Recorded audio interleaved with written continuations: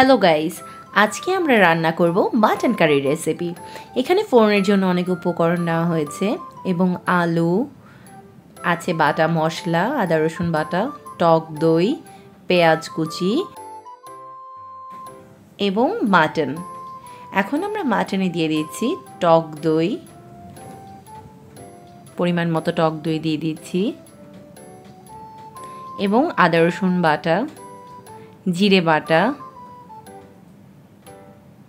বাটা মশলাগুলো দিলে হয় কি রান্নার স্বাদটা দ্বিগুণ বেড়ে যায়।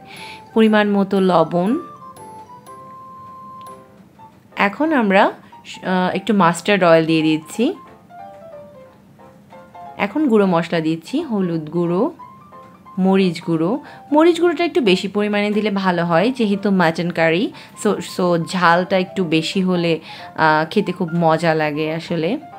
তো তারপরেও যে যেরকম ঝাল খায় সেই পরিমাণ মতো আপনারা দিয়ে খাবেন। এরপর আমরা দিয়ে দিচ্ছি ধনে গুঁড়ো, দেন দিয়ে দিচ্ছি জিরে গুঁড়ো। জিরে গুঁড়ো পরিমাণটা একটু কম দিয়েছি, যেহেতু জিরে বাটা দিয়েছি এবং ফোড়নেও জিরে পড়বে।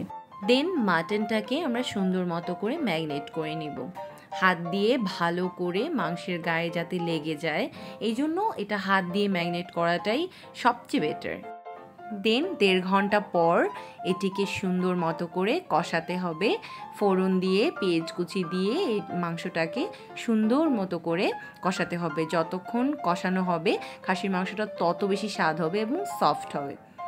দেন আমরা গরম পানি দিয়ে এটিকে সিদ্ধ করব। এই হচ্ছে ফাইনাল লুক।